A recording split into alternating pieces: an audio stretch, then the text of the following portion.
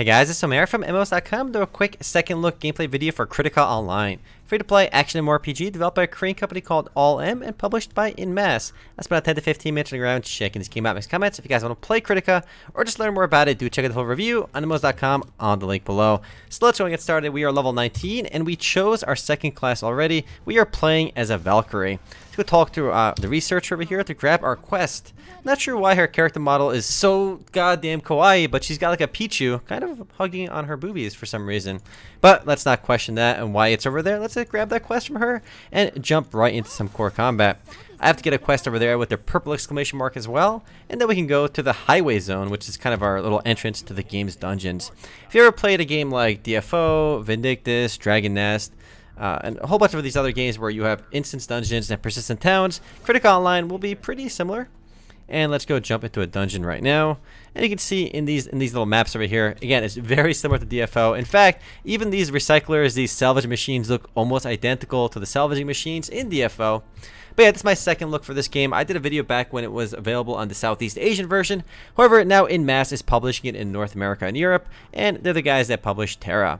So we gotta do this dungeon. Let's go do it on easy just so we can get the quest. But you can do it on 4 different difficulties, and let's just jump right in. If you're questing though, easy is the way to go. Though you get different rewards for various tiers. You get 4 times XP for doing it on normal, 8 times for hard and insane, which is pretty cool. Though I think there's only about 4 playable characters on the North American version, at least in the closed beta, whereas in the Southeast Asian version they have quite a few other characters, including the monk and some lolly mage I played last time. But I'm sure all those classes will come here as well. And combat is super fast-paced and fun. If you've played again, you played DFO, you played Vindictus, the combat should be pretty similar in that it's all really fast-paced and just feels really nice. You have a lot of fun AoE attacks as well. Again, there's only 4 playable characters right now as of this video, but each of the character classes have at least 2 job advancements once they reach level 15. I think the gun mage gets actually 3 job advancements, so there's a good variety of, fair variety of classes right now. And actually, the character models look really nice, and we got some quality boob animations, as you can see right there. Unfortunately, there's like no character customization at all, at least in the appearance customization-wise. You can get costumes and whatnot, but unfortunately, in the game store, there's really not too much you can do. You can choose like from one of like 6 different hairstyles. You get a bunch of color options, and that's really it. Everything else you kind of have to get in-game. And armor that you loot in-game doesn't really change your character's appearance, though weapons do change it. But if you want to change your appearance, you need to get costumes, which are available in the cash shop, and you can actually farm them later on as well in the game itself. So you don't have to pay for them necessarily, but your character will look pretty bland for a while. But each weapon does change things up a little bit. We gotta kill all these enemies in one room before we go to the next. And you can see the little question marks on the screen as well, on the map itself. And those are marking my various quest rewards I gotta do. And we're in Camarus, which is the lab right now, this little dungeon. It is a little bit grindy though, because you have to run the same dungeon over and over again, even for the same quest. Like, I'll have a quest that'll tell me to come here and kill the boss, and then I'll go hand it in, I'll talk to a different NPC for a different quest, and that second NPC will give me the same, like, go back to that same dungeon you were just in and kill that boss again.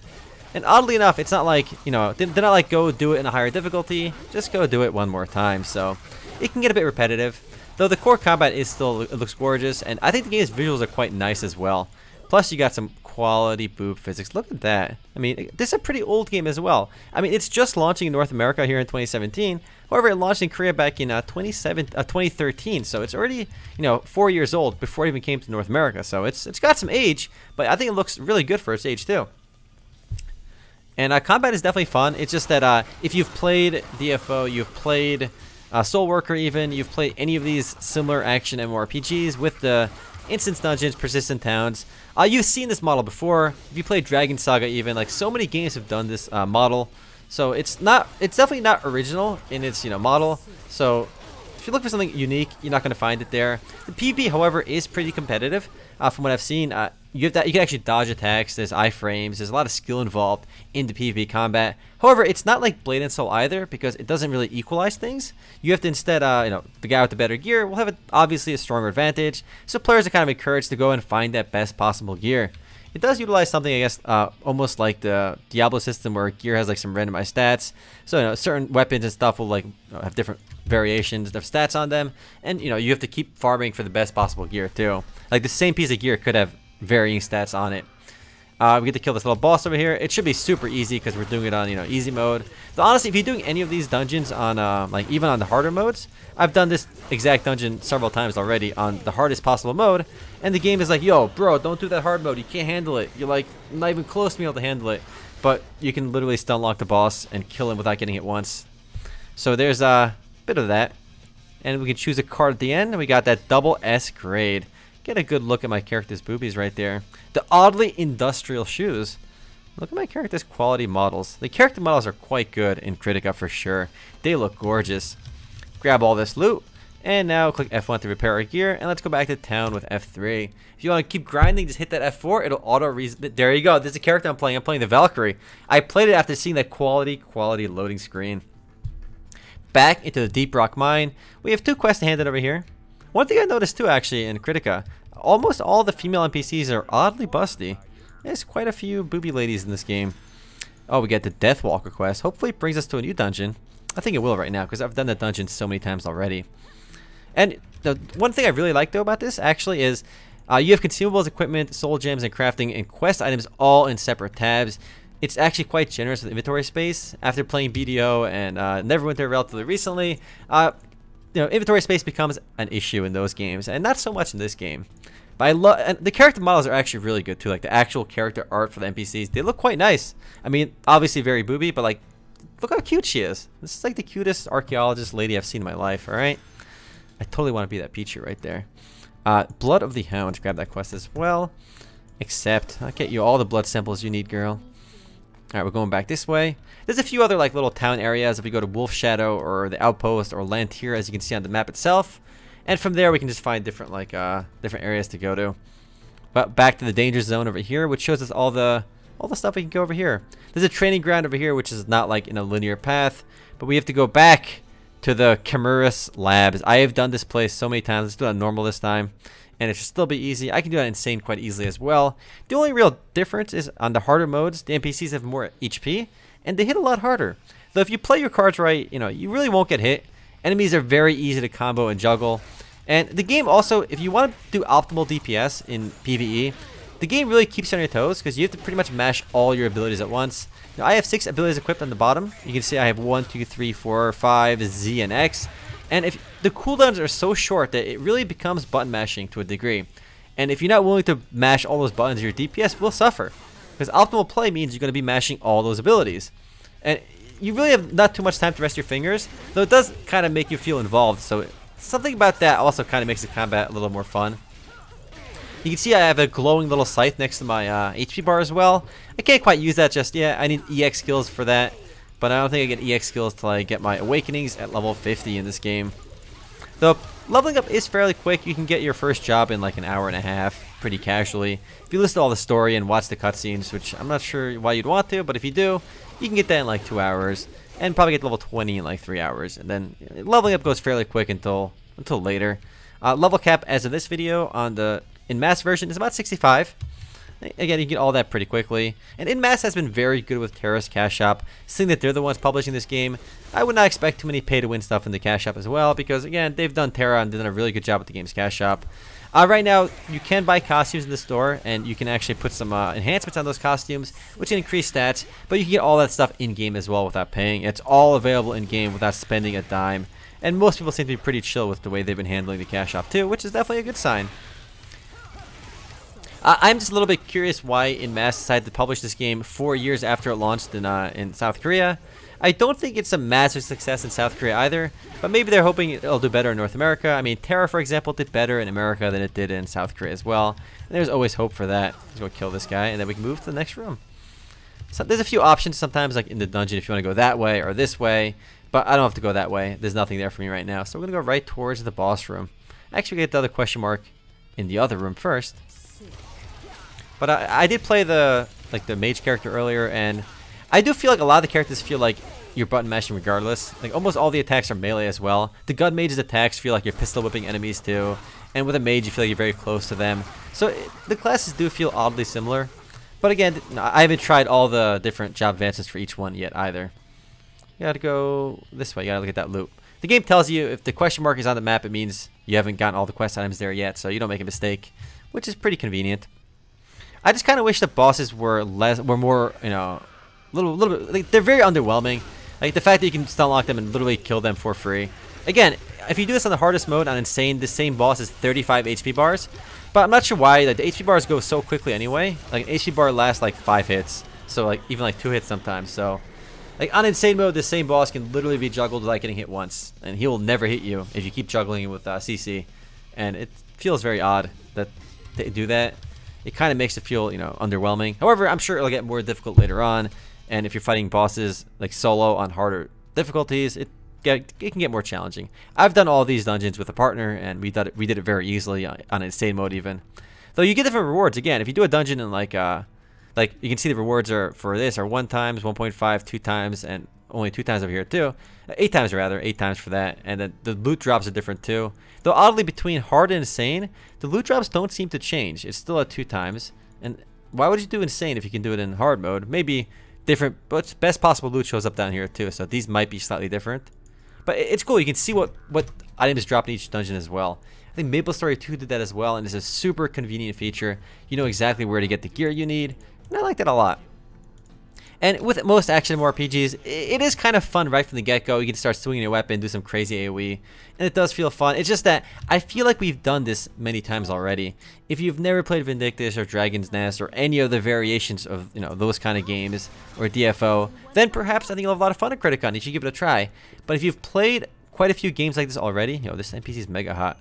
Like I said, almost all the NPCs are really, really hot in this game and very busty.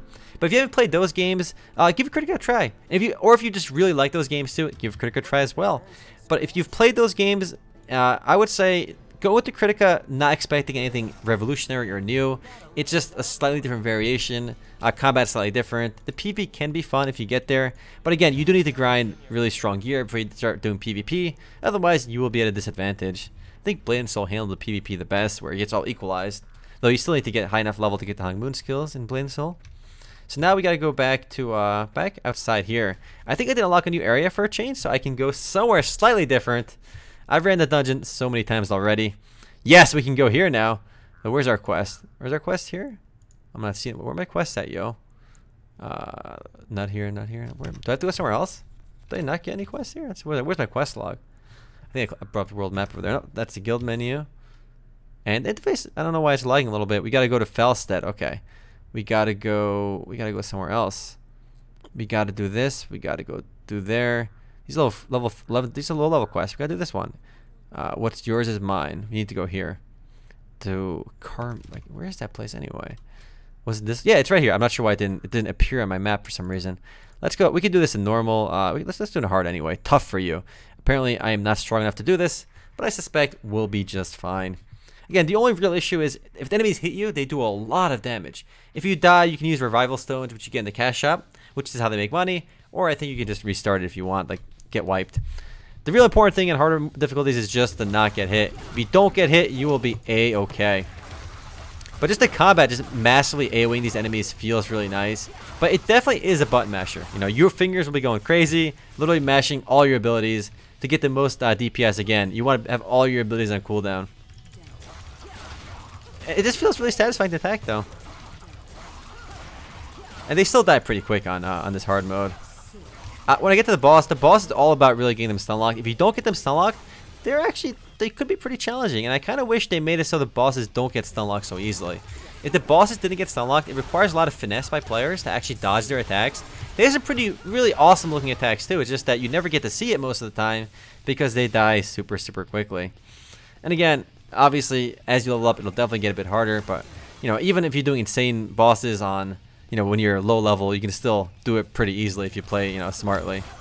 And these guys level 24. They should be higher level and they should be a little bit harder, but they still get mega stun locked. They feel like they just get rolled.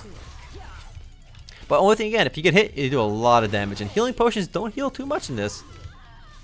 And if you want to play the game right now in closed beta, it's probably worth. Oh, we got AD. Oh man, see, I got hit once, literally once by this guy, and he got me at half HP. So it's still possible to die if you're a little bit careless. But if you play the game in closed beta, you do get those rewards, various rewards for open beta. And I think if you spend money, you get a bonus on that as well. So they're trying to get people to spend money right away. Okay, so we got hit over there too, and we took a lot of damage. And we are going to have issues over here. I have very few healing items. My F3 is like one of my only healing items, actually. We did our mega AoE too. It looked really cool. We're killing some trained toxic rats over here. Oh, we're hitting those what are they called? We were hitting the poison barrels and taking damage from them too. That move looks so cool though, doesn't it? That huge AoE. I love it. It just feels so satisfying. Alright, we got these guys down. Got them stun locked. They're dead, though. Your first job advancement is pretty early on, and you get that again very quickly. And your next real advancement is when you hit level 50. You get these awakening skills, and it gets really intense there. We got a while to go for that. And you heal very little bit with your potions, though, which is unfortunate. If you heal very little. If you die, I can use one of my my potions anyway, my revival stones, because it's no big deal. It's closed beta. I'll end up getting wiped on this character anyway. Oh yeah, the core gameplay is pretty fun. It's just that you gotta go into it kind of expecting a similar experience to other action MMORPGs. Yeah, that's Kritika Online, and I'm gonna show you before I sign off over here. Let's finish this wave over here, and we will show you the quality battle stance on my Reaper. The funny thing is, you actually don't have this battle stance until you change jobs. Once you become a Valkyrie, you get this battle stance where your boobs jiggle as you bend over. So. Looks mega badass, and it's totally worth playing the Reaper and choosing. I chose the Reaper advancement solely for that, clearly.